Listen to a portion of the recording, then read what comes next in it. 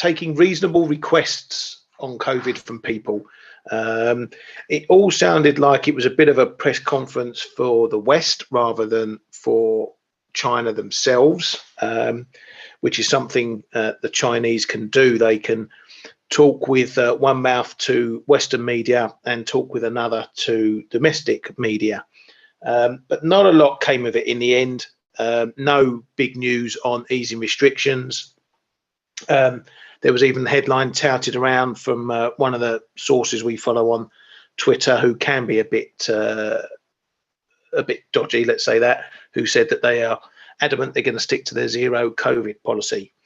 So a lot of fuss over nothing really for the markets, but in the large main, risk trades have held their gains. Aussie dollars held its gain. That was a pair that also rose on that expectation, and it's managed to hold its gains. I don't know if we've moved into something else entirely. But while we're talking of COVID, their reported daily rate dropped a touch to 37,477 from 38,800 prior or yesterday. Shanghai Disneyland is to temporarily close today, and in the Guangzhou area, they're going to extend COVID curbs in parts of the Haizhou district. So really, nothing's changed at all there. Kay, what did you make of it? I know you're up with me this morning watching that. I don't see many changes in what they've said or done. Seems like they're just trying to calm the crowd a bit. But yeah, nothing really changed. We did see this CNY strengthen a bit, as you say, but I reckon it's a bit of hope for first, and then probably people just squaring up positions a bit, and now we're back in the middle and into month-end flows. Perhaps there's a few of them around there as well. Yeah, exactly. I did nick a bit as we dipped to 718, because I thought there's no way that China's just going to go a complete 180 on their COVID measures. So I did a bit back into my existing long 718, and okay, I did some bits in as well. But it's not going back up, which is maybe a bit of concern. Maybe we've moved on to further month-end stuff, and a bit of a weaker dollar around the grounds elsewhere. So going to keep an eye on that one. Over to some of the other news. Bit of data out of Japan, unemployment and retail sales. Where are we there? So the unemployment rate was unchanged over last month. It was expected to lose a pip down to 2.5%. Large retail sales came in at 0.2%, not as strong as last month's 1.5%. Retail sales year on year, 4.3%, missing expectations there, and a bit lower than last month, but nothing too much to worry about on that front. Not been many headlines out of Japan, unless you picked anything up, Kay? No, but what did Kishida say? Kishida said that he plans to up spending for defense. It was in the pipeline, but perhaps keep in mind that they are still injecting money in the end of everything. So not touching the yen right now. We'll talk about it a bit later for the currencies, but because it does seem that the yen is a bit of the flavor of the month end as well. But whatever goes in the background, those data in Japan are very up and down right now, but still struggling, right? But for the time being, nothing really. Somewhere else in the headlines, but that's more speculation about what may happen once Kuroda leaves office. But I think there's plenty of time to front run that one. Yeah, we'll definitely bet that one around enough times up into next year. Plenty of data coming out this morning in Europe, CPI numbers. Germany doesn't show there, but the regional CPI numbers are all coming in a little bit lower on the month there. We get down by about 2 pips, so some of the areas moving from 10% to 9.9%, 9.8%, so a bit softer inflation in Germany. It's still running in the 9% mark. We need to see, obviously, if that's going to be a trend lower. Spain is continuing its trend lower in inflation, now down to 6.8% on the CPI and 6.6% on the Eurozone measure. As you can see there, they've been dipping in inflation for a few months now. So potentially we've seen peak inflation there. If we're going to see that in Germany, we need to see a few more months. There's been a lot of skew in that from various measures that came in the summer, cheap rail tickets, and that sort of thing that have washed out, and now maybe the washout is washing out. So we'll see what happens there. In the UK, we got some consumer credit data, mortgage data there. Mortgage approvals missed expectations and were quite low. Mortgage lending as well moving down. I think that's probably got a lot to do with what happened with rates and mortgage deals getting pulled when we had all that mess with Truss and Kwarteng and the pension companies, and everyone getting a little bit of a panic there. So that may be one of the reasons why we saw a dip, as we know that mortgage companies stopped offering mortgages for a couple of days. That may have influenced things, put people a bit more cautious. On the consumer credit side, there nothing huge going on there. What I tend to look at within this number is credit card spending, and the credit card spending rose to 400 million from 100 million last month. That's not big numbers at all. What I look for in the credit card data is to see if consumers are struggling. Then they tend to put stuff more on the plastic, buy now, pay later. That can be an indicator that there's issues with personal finances and stuff like that if credit card spending starts shooting higher. But based on 400 million, up a mere 300 million on last month, there's nothing that I can see that says there's any red flags being waved there. But as ever, a revolving situation to keep an eye on. Back to the Eurozone, and we had the economic sentiment, final consumer confidence numbers there. A little bit better on some of the numbers there. Inflation expectations, this is a fairly big one though, and one that the ECB keeps an eye on, dropping to 30.1 from 37.3. And firm selling price expectations also lower.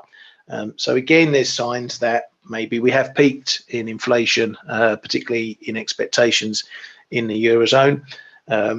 We keep an eye on that and see if it falls into a big trend lower. And while we're on Europe, a couple of ECB bods are out. DeCoste said hikes so far are not enough to return inflation to its goal. Lagarde made an appearance in Parliament at a hearing. Nothing really new. Says she wouldn't go so far as saying that inflation had peaked. Inflation is expected to slow eventually, and the risks of inflation outlook are on the upside. And that the ECB will raise rates as high as needed to reach their objective, and may need to move rates into restrictive territory and still have a way to go with hikes. So reinforcing her newfound hawkish stance that she's been in for the last few months. Definitely not dovish, but not quite to the level of Powell hawkish, but in ECB terms, that's pretty hawkish anyway. Over to the Fed, and Mester said the cost of stopping tightening too early are high. Williams said there's more work to do on low inflation, more hikes seen helping restore the balance in the economy, and that they could lower rates in 2024. Bully Bullard was out saying that rates need to go higher to bring inflation down, old message from him. And that if we get rates to a sufficiently restrictive stance by the end of Q1 2023 and hold, we could have the conditions for inflation to subside in a reasonable time frame. So he's putting a bit of a number on where they may pause hikes at the end of Q1 2023. We'll find out at the next FOMC and the dots what the others think of that. Fed's barking.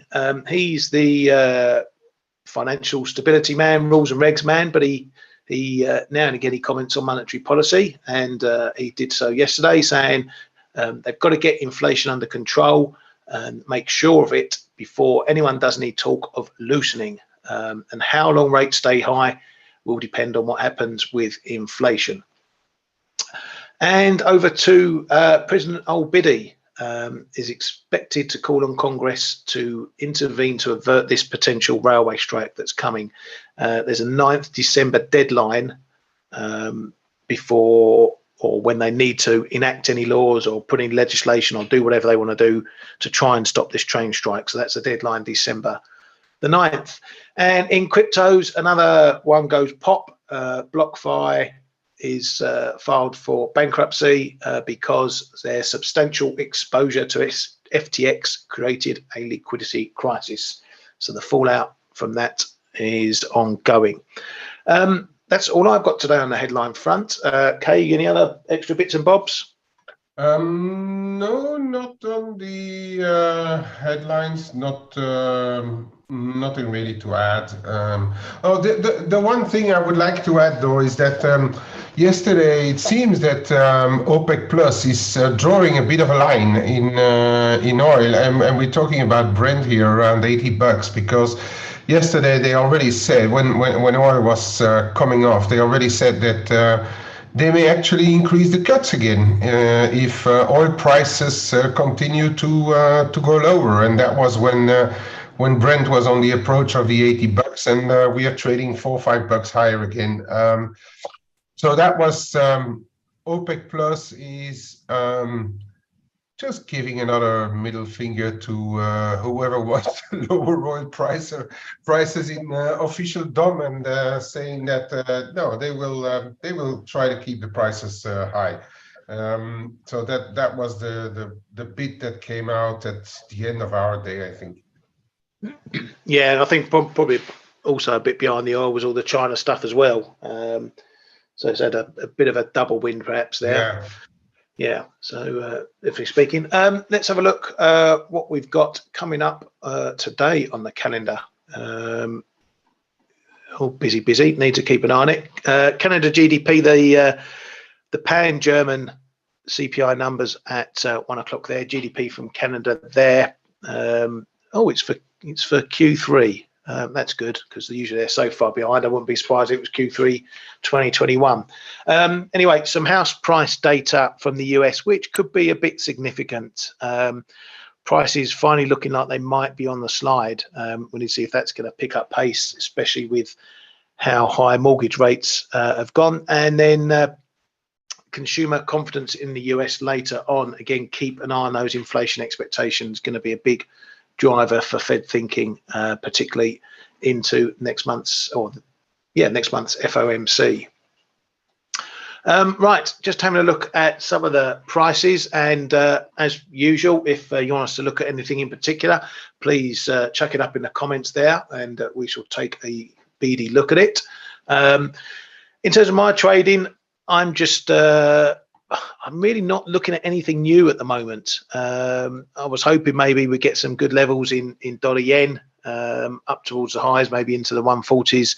That still may come on POW, but we had a bit of a bounce yesterday, and we're looking a bit weak today. So keeping an eye on these lows here. I was umming and ahhing about a long down here yesterday. I just didn't like the price action, and I left it alone, which proved not to be the best trade I made. Back to dollar one, as I say, still long and managing here. I'll see what I do with this latest ad at 718. I may look to quickly knock a lot of it out if we get a move up back above this 719, 720 area. That's where we need to go to keep this phase of the rally alive, or else I fear we're going to be heading back down to maybe the 712, 710 area there. Currently running my stops on the longs from down below and this portion at 714. I'm not willing to give a lot back on that trade so far. Euro sterling, you know, got well bought up amid what looked like end of month flows yesterday, with the euro pretty much bid across the board. That's given it up today, or latter part of yesterday, and further today down to the 86 level, 85.90. Bit of a hold down there. It's one of these old support and resistance areas over time. So after a decent move back, it's holding there again. We failed to break out this zone really around the 86.70s, so it's really going to play the battleground between there and this 86, 85.90 area to see whether we're going to get the next direction. If we do break down, then we're going to be heading back towards these 85.70 lows, whereas if we have another test up here, we could potentially break and get us up to the 87s, 87, 15, 20 area.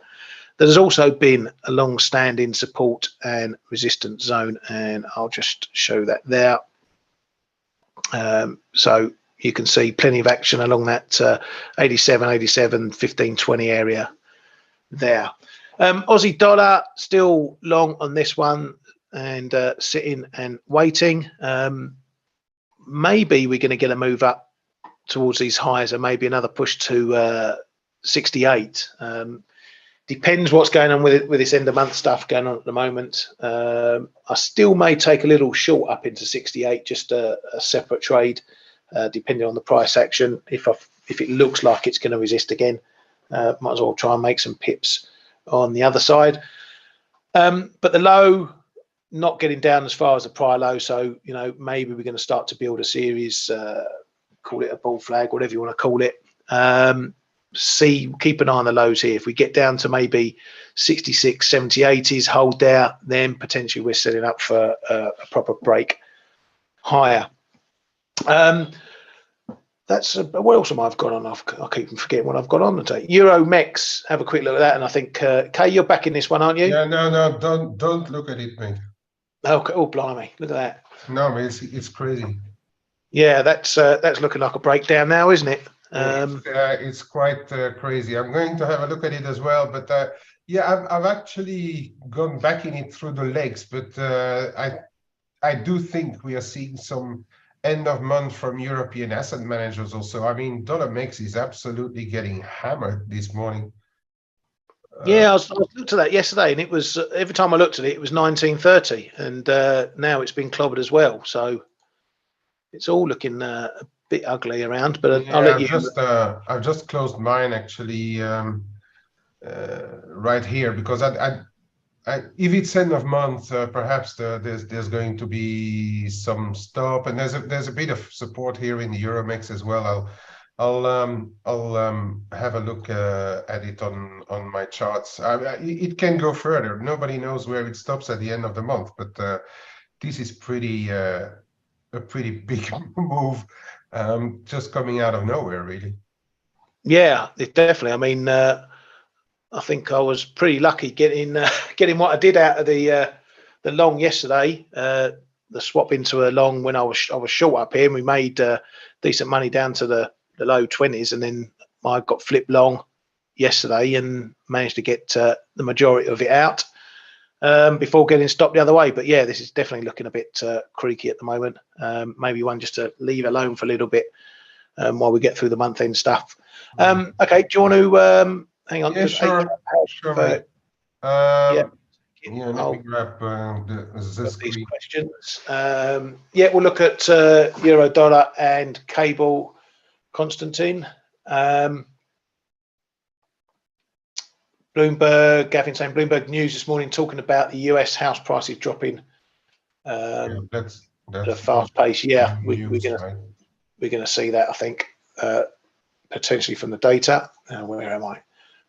Yeah, all yours, mate. Okay.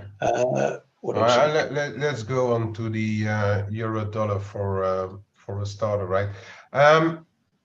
Just first on the real short term. Yesterday, we were trading value date end of month, and I was saying, like, be careful what's happening on the end of month. We can see one move one side, and then the other move to the other side. And exactly just before our noon time, it's a bit strange that we didn't do the top at noon exactly, but the euro was bought up the whole morning yesterday, and just before noon, it seems to have run out of steam and then started to come back. And then the afternoon kicked in, which with what I said on the on our chat in our chat room, saying that like beware, because the value date end of month we can see some US corporate activity buying, needing to buy dollars, and that's exactly what happened yesterday afternoon.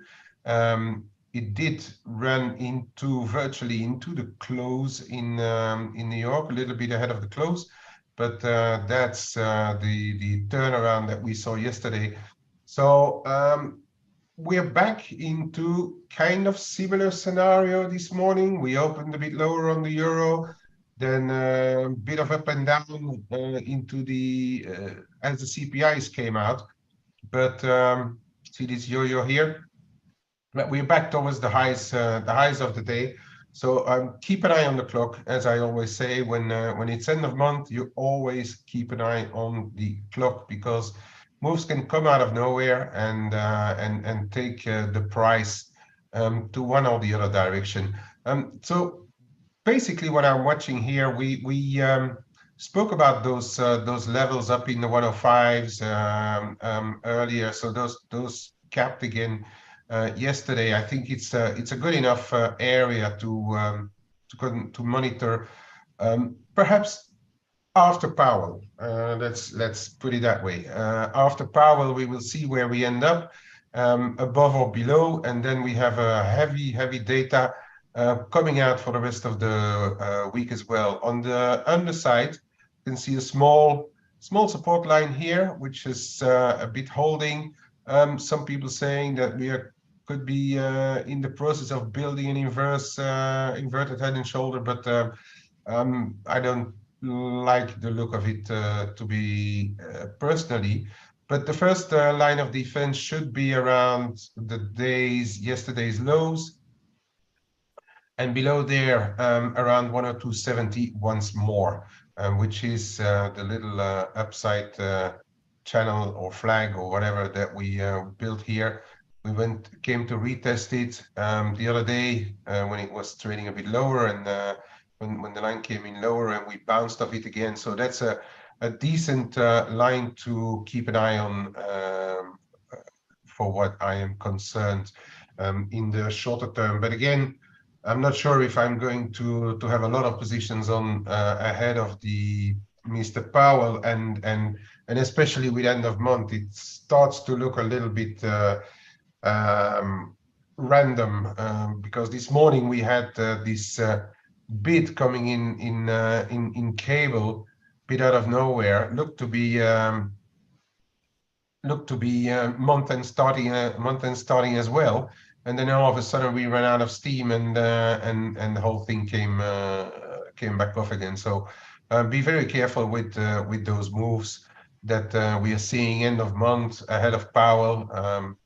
I'd really, if you want to trade anything, I'd say trade it rather in a rangy style than really looking for breaks on any side into tomorrow. At least if I want to trade anything more, that's what I'm going to look for.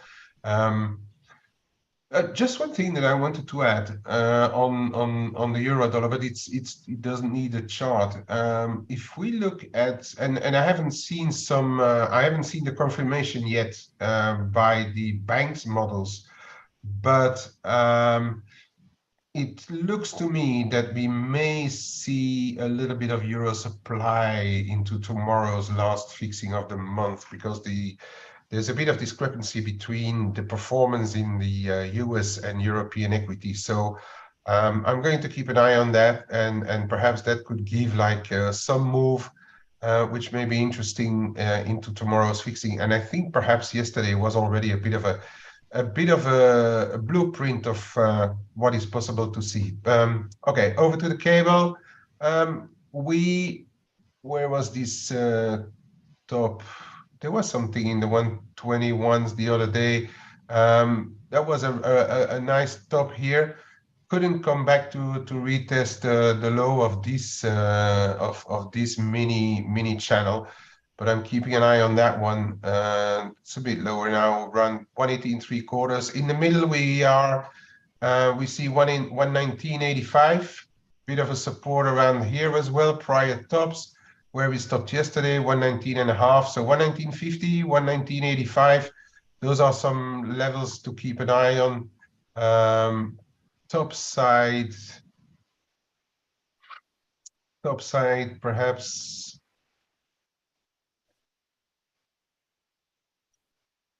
If we can revisit high 120s, that may be enough for now as well. But again, I'd rather trade ranges than really breaks into the month end.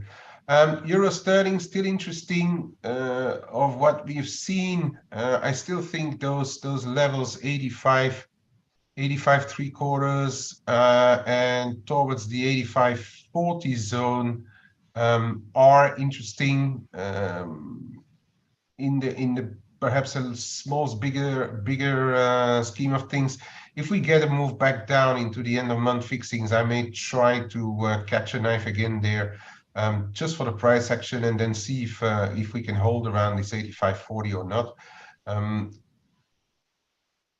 I was long, but I took most of it up. I really have only a sliver running, not really worth mentioning.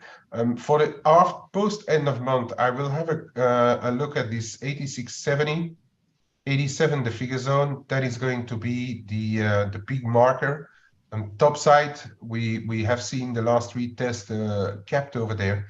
So we've got a, what is it, 150 points or so zone to monitor in euro sterling, and I think mostly, as I said, for once month end is over, if we get breaks on either side, this is going to be an interesting one to watch.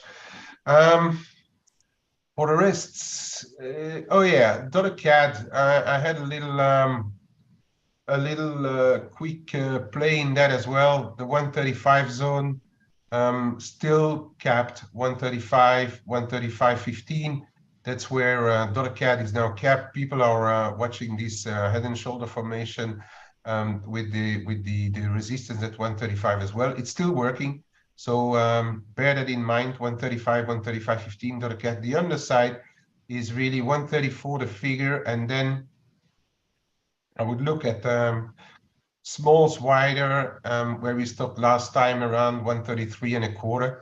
This is going to be the next zone to watch. So we've got about what is it, 1 3/4, nearly 2 big figures to monitor in this dollar CAD, and right in the middle we have the 134 figure 5 to monitor on the dollar CAD.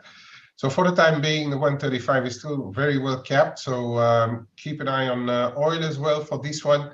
But as long as it caps around here, we may have a chance of seeing this one back lower. If we actually draw a line on the lows, that should come in, yeah, around 133.5 as well. So this whole 133.25, 133.5 zone is going to be a bit more important now for the dollar CAD. I know people played Euro CAD in our room. I was not really involved. Craig actually took an absolutely great trade here, going short. I think the support comes in around initial support 138.70 perhaps. And the bigger one is going to be in the mid 137s if we ever get back down there. But I think this one is quite valid for now as well. 138.60-70. Keep an eye on that one on the Euro CAD. And then Noki, yeah, that wasn't up and down, not really. But then I want to have a look at those emerging markets. This because the mix has got really.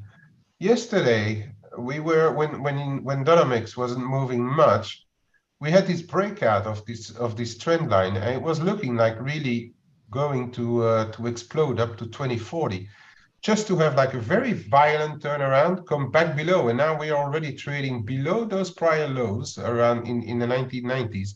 And we're already back trading in on the downtrend channel that was broken, retested, and then we went higher. We're not really down. I think it's European asset managers having to do their month-end stuff, because I didn't really see anything in the Mexican peso itself to justify such a big move. It's we're talking about over 2%, 2.5% move in less than 24 hours. It's a pretty big move just to be on the back of just air.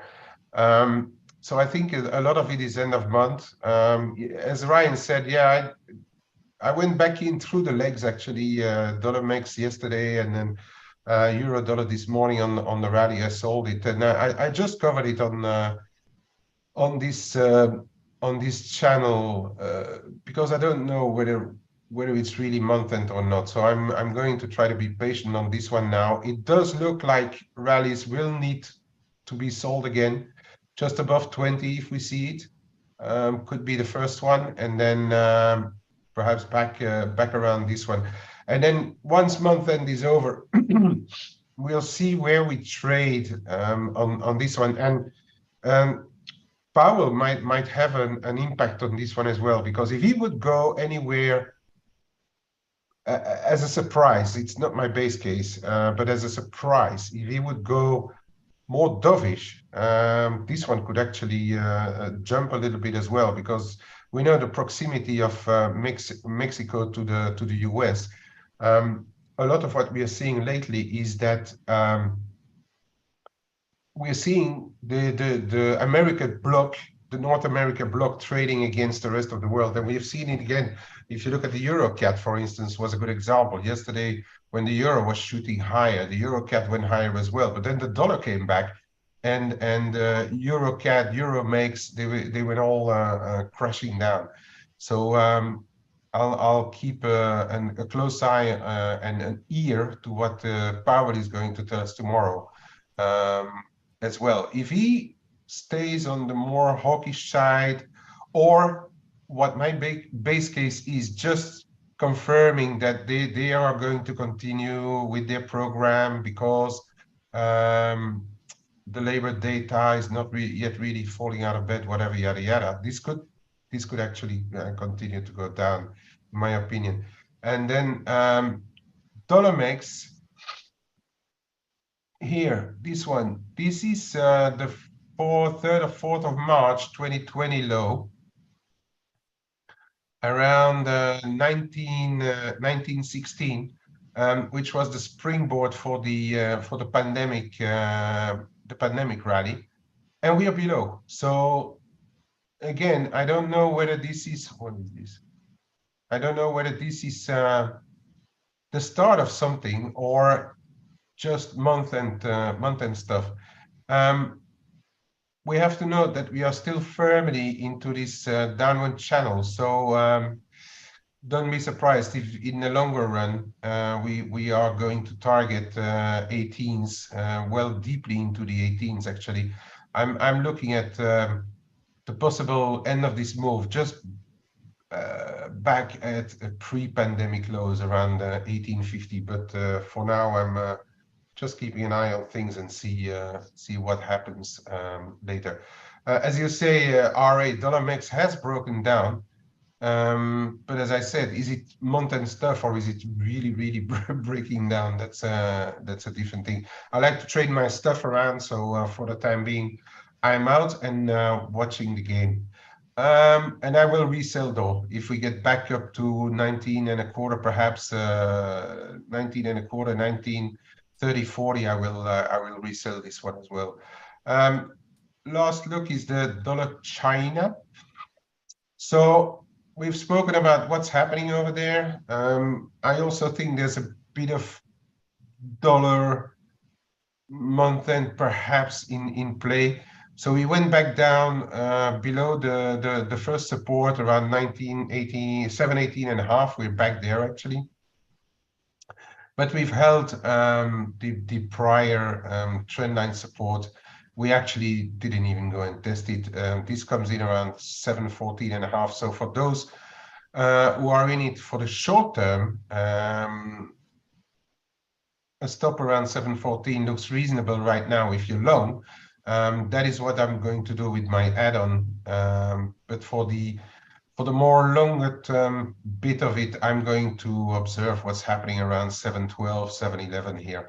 So I've got like a double play in this. And for the add-ons that I did, I had two add-ons. One of them I let go already, and the other one around 716. I'll try to leg out of it.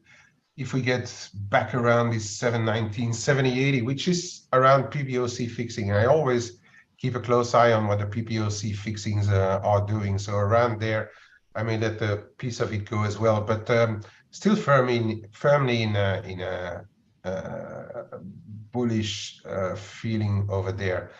Okay, anything else? I forgot to mention the fixing was up at 719 versus 716 prior. Yeah, so it's 719.80. It's just slightly below the model expectations, but it's around there. So based on a bit stronger dollar yesterday across the board, they did fix it a bit higher. So that also makes me think that they are not really ready to try and put this one lower. Otherwise, they would fix markedly lower. Okay, quick look on the metals. Still hanging around 2130 on silver. We know where they are turning around here. It's 2134 is a 200 DMA. So we're hanging around, and I think we will hang around there until Powell tomorrow, unless there's also some fixing activity. And regardless what people say, I mean, the metals and stuff, yesterday we saw exactly the same happen than on FX. The metals coming off into the 4 p.m. London time, which was a bit bizarre. So I think there's a bit of month-end activity going on in there as well. Pretty neutral on there. Gold, same thing, neutral. First resistance around 66, 65, 66. Support 17.25. Don't change a winning team. Trade the range if you can. Otherwise, stay out. And then the big levels will be around 1805 again. And that really is it for me right now. Unless anyone else has a question. I'm giving it back to you, Ryan. Yeah, thanks, mate. Let me steal it from you. One thing I have noticed, just looking at the crypto sphere, is that Bitcoin is really doing a bit of sideways. This latest stuff not really knocking it down. So there looks to be a bit of support into the mid 1550s. So it's not it's looking very consolidatory, let's put it that way, for the moment. It's not really reacting to any more news of things going bust and whatnot. So we might be over the FTX thing for the moment, unless we get any big whales blowing up there. Does it mean we're going to be shooting higher? The hodlers would like to think so, obviously, but in my opinion, it's a bit, I don't know, it's a bit in the middle. It doesn't know which way it wants to go from here. So look at these lows if you're trading it. If we break below these lows, then we're likely to get another leg lower. But unless we get above this zone again, you're talking into the excuse me, 18,000s, then we're not really going to go anywhere. But if we do get a break, then we're probably going to push up to the 20,000 mark. Just my quick view on stocks. As I said, we've got this consumer confidence data today from the US and the house price data. That is a potential mover for yields and the dollar and stocks and the narrative of what the Fed are going to do with rates. So keep an eye on that. S&P is keeping the gains off the lows from the 35s. Probably if we get back below this 39 area, 39, 18, 20 area, then we're looking a bit awful again. But I see no fundamental reason why stocks should keep their gains at any time significantly. If the US is heading towards a recession, that's not going to be good for stocks, especially if that's coming with the Fed keeping rates high as well. You know, a lot of the stock moves are on this dovish rhetoric that's coming from some areas of the market. So for me, power is still the big risk for stocks. So if you're sitting in stock longs, be careful of the power stock coming up. But conversely, if he isn't as hawkish as I'm expecting him to be, then we could see stocks taking off once again.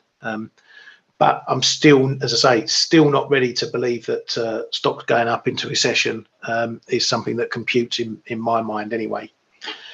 So we'll call that an early one unless anyone's got any other bits and pieces they want to talk about today. For me, it's just about managing, looking to potentially get into more dollar yen shorts if we get a real good pop up. So I'm just waiting for that. Big week of data still continues with jobs and stuff on Friday. So unless anyone's got any last minute requests, I think we'll call that a show for today and get back to the football if there's nothing else going on. Anyway, thank you very much, Kay. I think Stel will be back again tomorrow morning. So trade safely, make many pips. Yeah, tomorrow we will have an interesting session, I think, ahead of Powell, and then the last day of the month, and going into the rest of the week data. We'll have a look at those, because the second part of the week could be quite spectacular if data come in out of sync with expectations. Yeah, and don't forget to be wary around the London fix 4 p.m. GMT. That's when we could get some of the bigger moves. Anyway, thank you very much all. We shall speak to you tomorrow. Thank you.